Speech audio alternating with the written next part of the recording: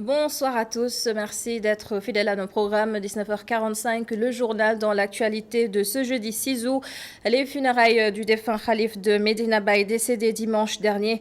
Des moments de fortes émotions à découvrir en début de journal avec l'un de nos envoyés spéciaux, Amago Robernian, sur place. Les Sénégalais de Denver meurtris par le décès de 5 de leurs compatriotes dans l'incendie d'hier. Au-delà du soutien moral, ils demandent un accompagnement administratif de l'État du Sénégal. La réaction ce jeudi de Macky Sall sur Twitter, le chef de l'État assure que la République va suivre cette affaire de très près. Macky Sall toujours attendu sur un autre front, le renforcement de la lutte contre le coronavirus. Des Sénégalais désavouent la stratégie de communication actuelle du gouvernement. Ils réclament un changement et des sanctions plus fermes. La Mauritanie a un nouveau Premier ministre, Mohamed Ould Bilal, est désormais l'homme qui va gérer une situation économique et sociale tendue. Nous en parlerons dans la page internationale de Cheikh Hassan Fall.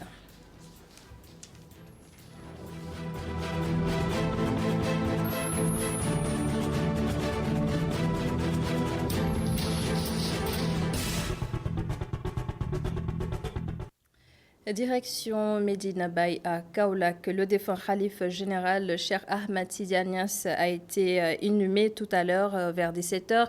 Des fidèles inconsolables. Amagor Robernian, l'un de nos envoyés spéciaux, est en direct dans ce journal. Bonsoir Amagor.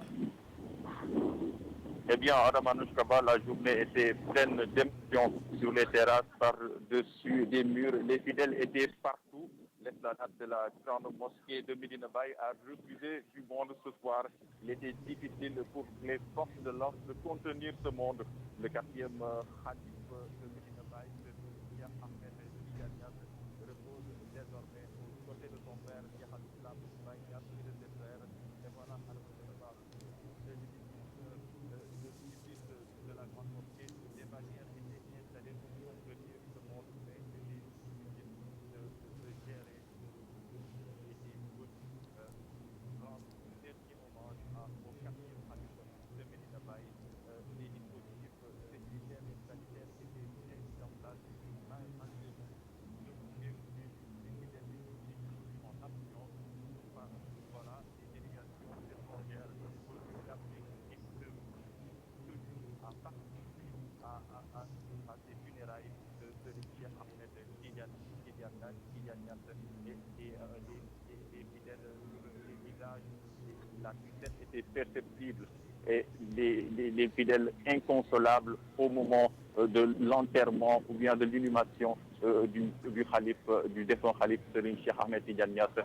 En ce moment même vient de prendre fin la cérémonie officielle la cérémonie officielle organisée sur l'esplanade de cette grande mosquée qui se trouve tout juste derrière moi. Et voilà, Adamanouch Kaba, cette cérémonie officielle a été dirigée par le nouveau Khalif Serigne actuellement, c'est ce qu'on peut retenir Adamanouch Kaba d'ici à Medina Baye, Adamanouch Kaba. Merci beaucoup à Magor Robernian et à toute l'équipe de ITV à Kaolack, Ndeye Mariam Gueye, Seleman Diallo et Abdoulaye Silla. Samba Ndiaye est un Sénégalais qui vit à Denver aux États-Unis. Ses compatriotes et lui sont toujours aussi choqués par ce violent incendie qui a fait 5 morts et 3 blessés hier. Samba Ndiaye interpelle l'État du Sénégal afin que cette affaire soit sérieusement suivie. Migui Maram Ndiaye l'a joint pour nous. C'est une tragédie. Vraiment, ce qui s'est passé au Colorado, c'est vraiment triste. On a perdu des membres de la communauté sénégalaise et nous tous, en tant que compatriotes et Sénégalais vivant au Colorado, et c'est la consternation, c'est la tristesse totale. Vraiment, ça nous a beaucoup affectés.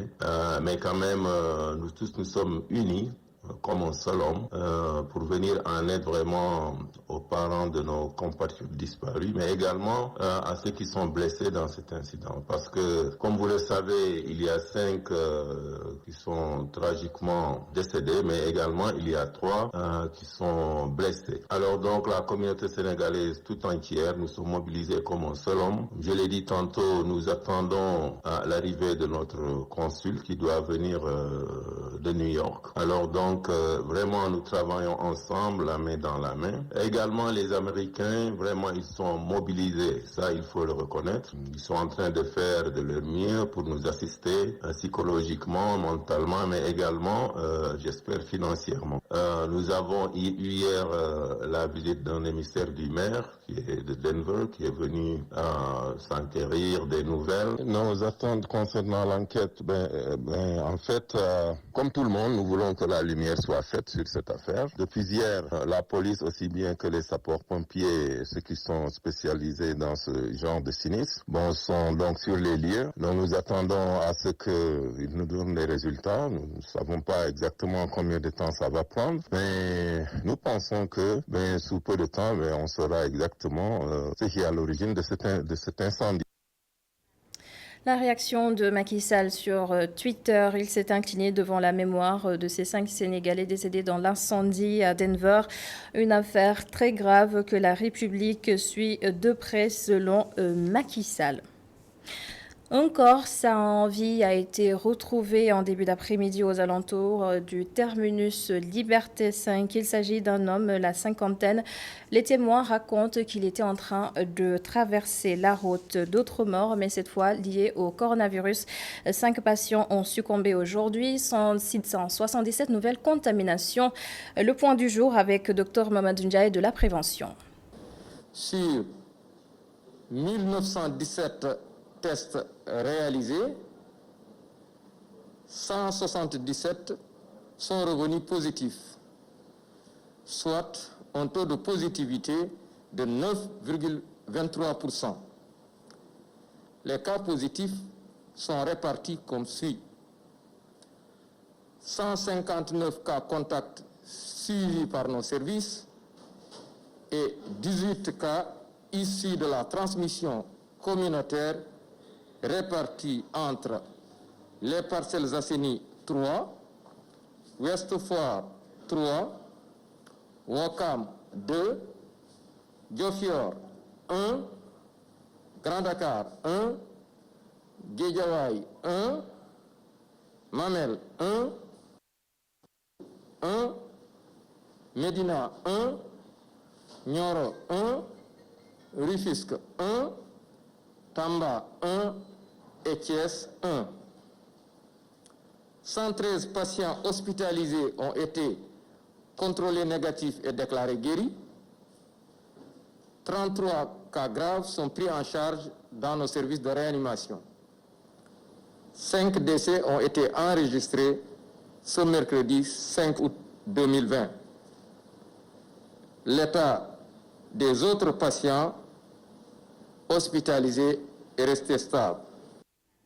Le coronavirus se propage au Sénégal à une vitesse spectaculaire. Le gouvernement exprime une volonté de renforcer sa stratégie de riposte.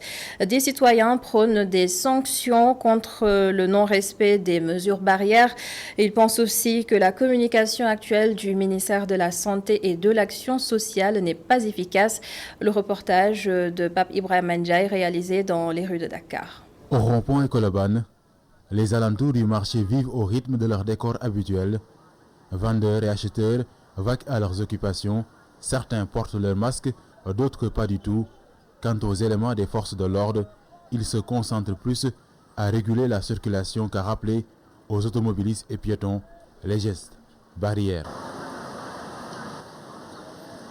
Des scènes de relâchement qui poussent le chef de l'État à durcir le ton et à annoncer l'application de nouvelles mesures pour sauver les gestes barrières en souffrance, une démarche qu'approuve le jeune Lassana Silla, mais l'étudiant pense que le gouvernement devrait allier fermeté et sensibilisation.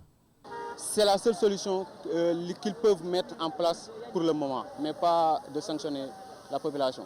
Sensibiliser, oui, mais l'heure est aux sanctions, estime Georges Ndour, ce père de famille qui déplore le laxisme des Sénégalais, invite l'État à donner un nouveau souffle à la lutte.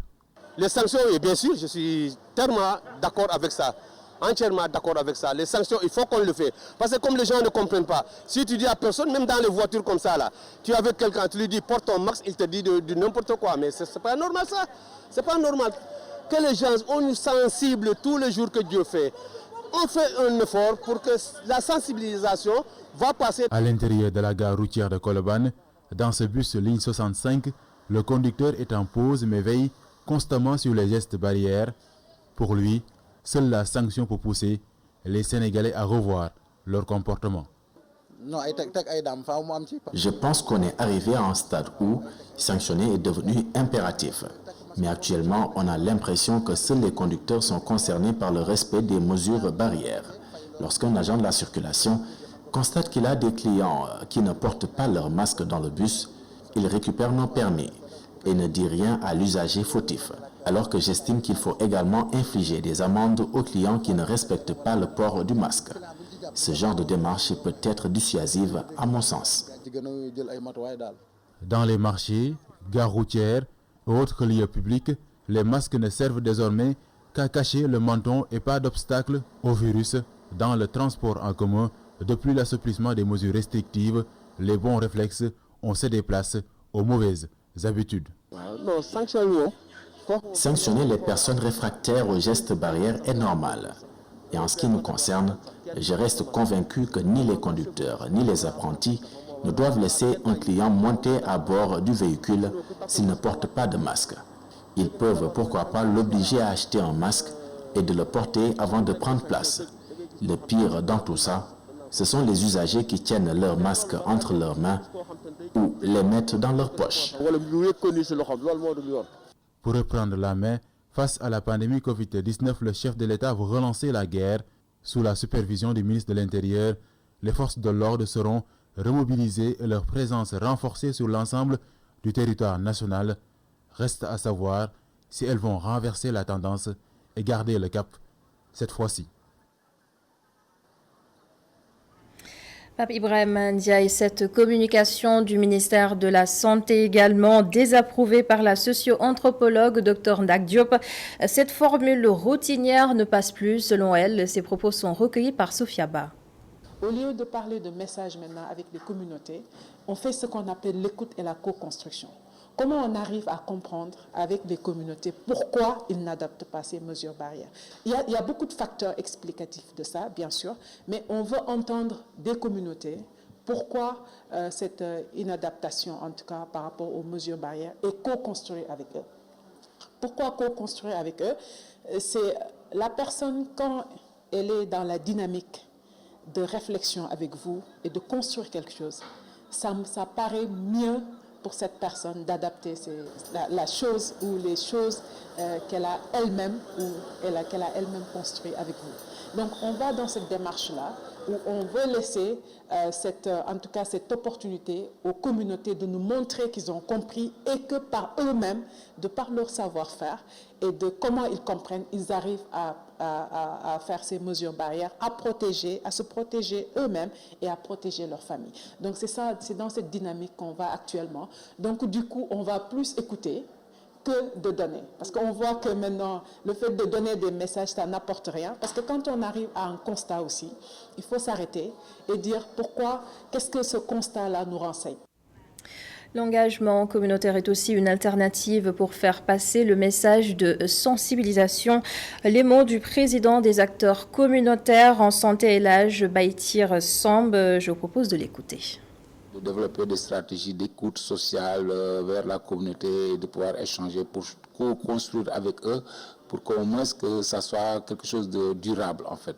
Au lieu d'informer ou de sensibiliser, d'informer, mais c'est juste de comment co-construire pour que les gens puissent comprendre quelles sont les mesures barrières individuelles. Parce que si l'État donne des informations, des chiffres, et que la communauté ne peut pas décortiquer, donc ils ne pourront pas comprendre, parce qu'ils vont penser que c'est de l'événementiel, c'est juste quelque chose de standard. Or, la population, c'est une communauté qui a besoin d'échanges, de communication, de social, d'empathie, d'écoute, et c'est à travers cela qu'on peut réussir la lutte, en fait. Mais si c'est juste une information standard, tant de cas, tant de trucs, les mesures barrières individuelles, c'est des messages qui sont codés. Or, quand tu avais l'habitude de voir un malade où le parent vient amener sa banane ou l'entretien motivationnel et tout ça là, mais cette grève, cette pandémie nous a un peu bouleversés par rapport à tous ces résultats qu'on devrait faire, mais malheureusement, mais les gens commencent à comprendre parce qu'au fur et à mesure qu'on est en train de, avec la stratégie d'engagement communautaire, pas d'intervention communautaire, nous permet qu'aujourd'hui, de commencer à changer le comportement de la communauté en fait. Depuis l'annonce des mesures restrictives sur le port de masque, le business a repris de l'envol. C'est aussi un commerce qui permet à beaucoup de jeunes de s'activer. Certains peuvent gagner entre 20 et 30 000 francs par jour. Illustration dans ce reportage de Aïssatou Diak et Augustin Mandan. Plusieurs jeunes commerçants, marchands ambulants, ont été contraints de restreindre leurs activités face aux mesures prises par les autorités gouvernementales pour freiner la propagation de la pandémie. Ce vendeur de masques arrive à écouler sa marchandise facilement. Oui, la vente des masques marche très bien, surtout en ces temps-ci. C'est une aubaine pour moi. Je peux faire jusqu'à 20 à 30 000 francs par jour. Je ne me plains pas. Il ajoute que certains viennent acheter dès qu'ils aperçoivent les policiers. Les gens achètent vraiment les masques, surtout quand ils voient les policiers. Ils viennent rapidement acheter un masque pour éviter les sanctions. Ce vendeur de masques confie que depuis quelques jours, les gens viennent en masse pour en acheter, contrairement aux jours derniers. Auparavant, les gens ne venaient pas acheter, mais maintenant, ils viennent. Ce marchand ambulant soutient qu'il écoule toute sa marchandise avant même l'heure de sa descente. Je m'en sors très bien. Mes masques se vendent comme des petits pains. J'ai même des problèmes pour en avoir d'autres avant la fin de la journée. Les chauffeurs n'acceptent pas que les passagers montent sans porter un masque. Après l'obligation de port du masque, certains jeunes tirent leur épingle du jeu en investissant ce nouveau créneau. La vente de masques devenue une aubaine pour la plupart des commerçants. Merci beaucoup Aïssatou Diak. Autre chose, les inondations urbaines, un frein majeur au développement. Elles dégradent le cadre de vie des populations. L'Office national d'assainissement du Sénégal a élaboré un projet d'assainissement à la cité Soleil et environ. Omouka Sumba nous en dit plus. Dans le but d'améliorer de façon durable le cadre de vie des populations via l'accès aux services publics d'assainissement, l'ONAS a bâti un ouvrage pour la Cité Soleil et environ. C'est un projet important qui a été réalisé, tant du point de vue de son envergure que du point de vue de son impact sur les populations. Du point de vue de son envergure, c'est un projet d'un montant de 11 996 millions en TTC, toutes taxes comprises, qui a été financé par l'État du Sénégal avec le concours sous forme de prêt du Fonds de l'OPEP et de la BADEA. Ce projet est financé à hauteur d'1 milliard de francs CFA par l'État du Sénégal, la BAD à 4,6 milliards, l'OFIDE 3,9 millions. C'est un projet qui comprend 3 composantes. Une composante assainissement d'eau usée, qui a permis de réaliser plus de 31 km de réseaux de collecte et d'évacuation d'eau usée, plus 2 de pompage, dont l'une nous accueille aujourd'hui,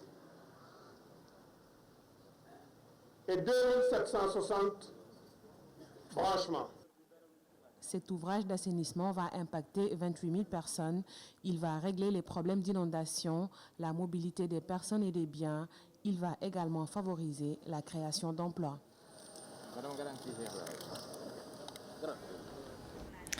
Pendant ce temps, la région de Sédio s'engage dans des travaux de canalisation et de désensablement des rues.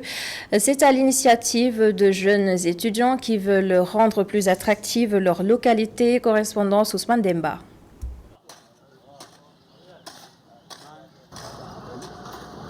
Munis de balais, de pelles et de brouettes, ils se sont déployés sur le terrain dès les premières heures de la matinée ce lundi.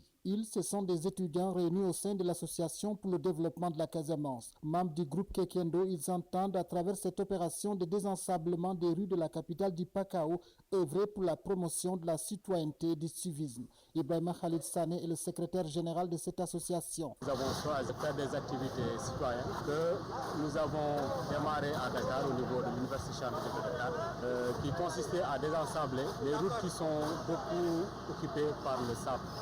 Parce que nous savons qu'en ces périodes de pluie, le sable qui empêche les canaux d'évacuer les eaux facilite des inondations que nous connaissons ici à Sédhiou, qui sont dues un peu aux travaux des routes qui ont paré ou qui ont suspendu le cours normal de l'eau. En partenariat avec le ministère de la Jeunesse, de l'Urbanisme, du Logement et de l'Hygiène publique à travers l'UCG, l'unité de coordination de la gestion des déchets solides, ces étudiants affichent leur détermination à mener une croisade contre l'encombrement et l'insalubrité des espaces publics. Nous démarrons aujourd'hui sur cette route principale et nous pensons pouvoir faire les mêmes activités au niveau de l'ensemble des routes. Si cette première journée de toilettage de la ville n'a pas connu un rush, les étudiants n'entendent point baisser les bras pour mobiliser des ressources nécessaires au profit du bien-être de la communauté.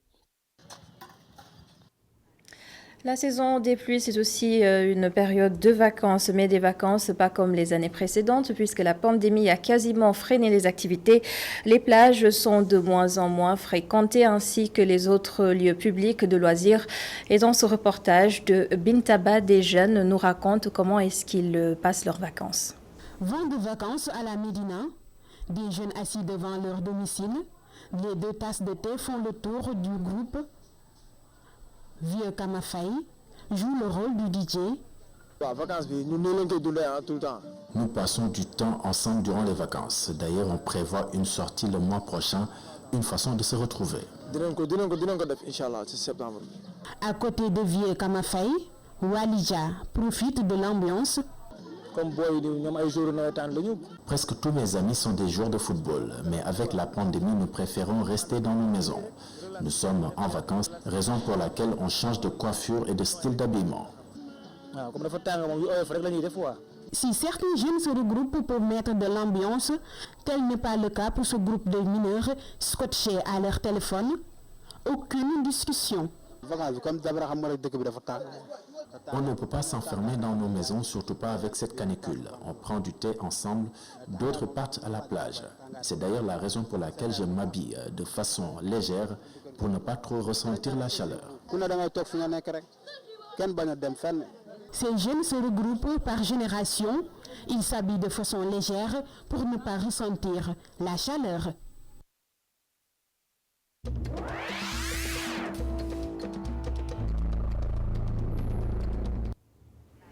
Cheikh Hassan Affal nous parle d'abord de la Mauritanie qui a un nouveau Premier ministre, Mohamed Ould Bilal, l'homme qui va désormais gérer un pays qui fait face à une situation économique et sociale assez tendue. Le round-up de toutes ces actualités internationales. Cette revue de l'actualité internationale en Mauritanie, la Mauritanie qui a un nouveau Premier ministre. Il s'agit de Mohamed Ould Bilal, originaire de la région de Kermassen Mbalal dans le sud-ouest de la Mauritanie. Il est diplômé des universités russes. Ould Bilal est entré dans la fonction publique en tant que cadre à la commission de la sécurité alimentaire avant de devenir directeur technique de l'agence de développement urbain puis directeur général de la direction des travaux publics. Ould Bilal est entré au gouvernement après les élections de 2007 dans le gouvernement de Zaïm Ould Zaidan sous le règne de l'ancien président Sidi Mohamed Ould Cheikh Abdallah. Il est par la suite devenu ministre de l'équipement et des transports, puis ministre du logement, de l'urbanisme et de la mise en valeur des terres. Nous nous rendons à présent au Liban où, après la tragédie du port de Beyrouth, le Fonds monétaire international a appelé ce jeudi 6 août le Liban à sortir de l'impasse sur les réformes réclamées par la communauté internationale et qui peine à se concrétiser dans un pays en plein naufrage économique. Le FMI explore toutes les voies possibles pour soutenir le peuple libanais. Il est essentiel de sortir de l'impasse dans les discussions sur les réformes essentielles et mettre en place un programme significatif pour redresser l'économie, a estimé dans un communiqué la directrice générale du FMI, Kristalina Georgieva.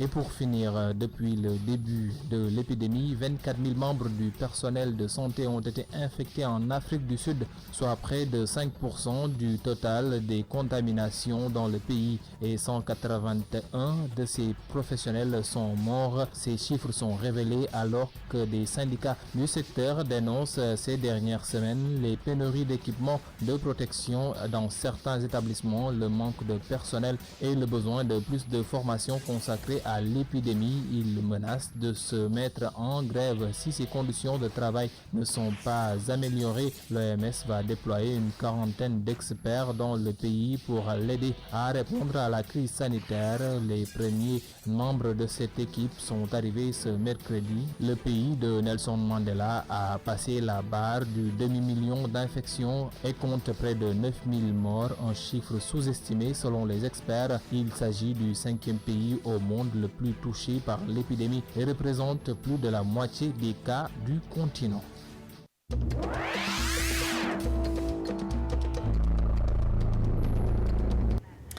Merci beaucoup, cher Hassan Affal. La suite du journal. Les cours reprennent dans les universités sénégalaises le 1er septembre prochain. Macky Sall a même réitéré cette décision hier en Conseil des ministres. La grosse équation, comment veiller au respect des mesures barrières, Hassan Gueye autour de la question dans les échos du Conseil des ministres.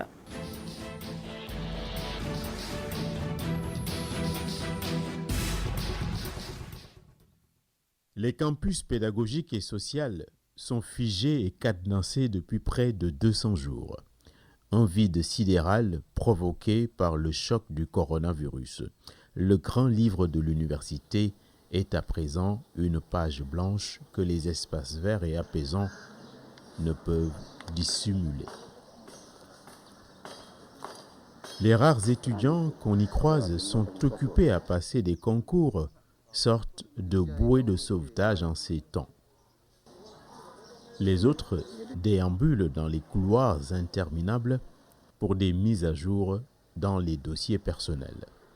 À l'ombre des jardins botaniques aussi, certains s'abritent et se protègent d'un soleil qui incendie le campus.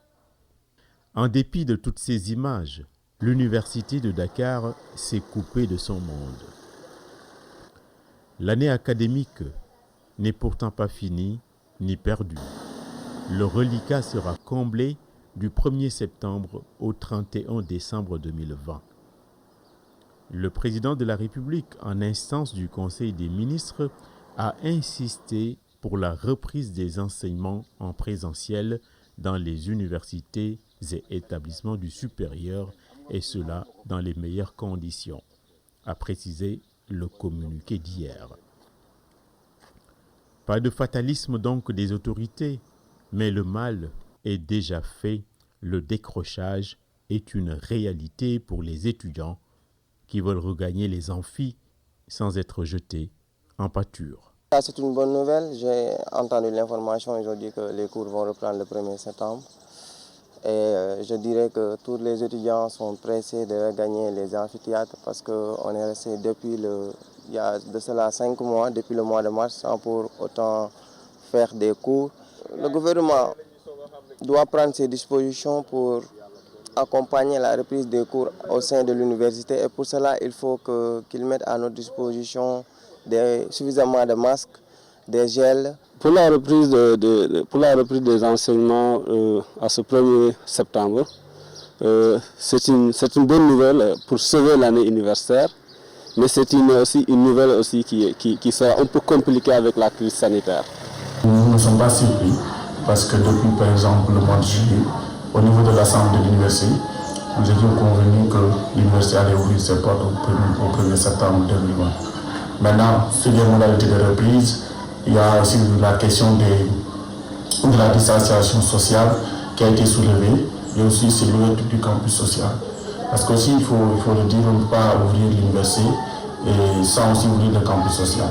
Ce n'est pas le doute qui rend fou, c'est la certitude. La crise sanitaire a déboussolé et désorienté tout le système. Mais le logiciel est le même partout, être résilient. Le ministère de l'Enseignement supérieur, de la Recherche et de l'Innovation l'a crié sur tous les toits. La communauté universitaire nationale va reprendre bel et bien en présentiel.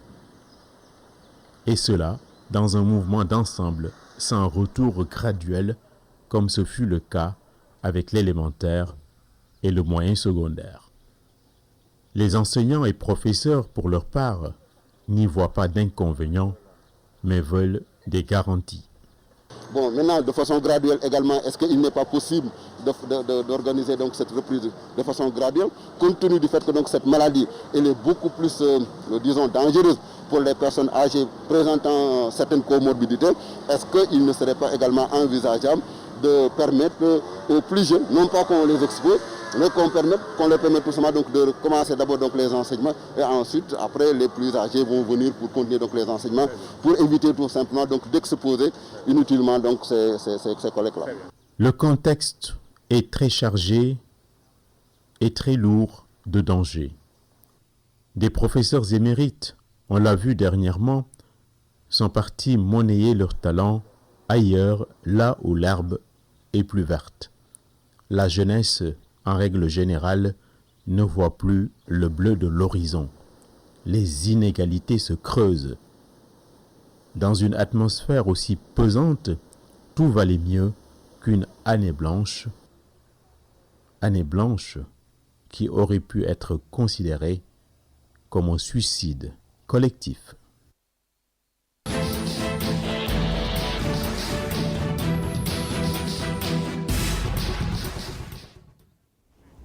Merci beaucoup Hassan Gueye. Rendez-vous jeudi prochain pour d'autres échos du Conseil des ministres. Et c'est la fin de ce journal. Merci de l'avoir suivi. Merci également à toute l'équipe de la régie. Tout de suite, la suite de la Total Bloc d'information avec Elhaj Malik Sissé. Aujourd'hui à 21h15, votre émission Tchambarsi Dîner, Imam Kanté va parler de charia et tradition du Sénégal. Excellente soirée sur ITV.